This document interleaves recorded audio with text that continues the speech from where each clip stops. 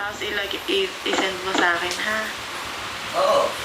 Ilang picture ba gusto mo? Madami. Sa puro yung mga bulaklak. Okay? Tsaka yung dun sa taas ng bundok.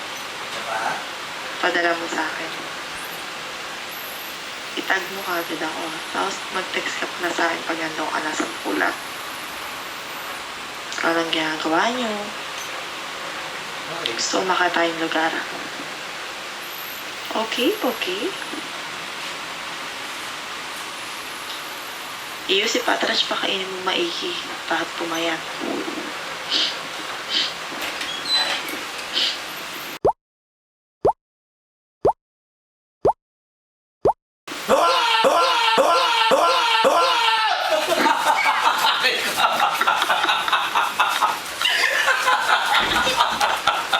Nagtatawa.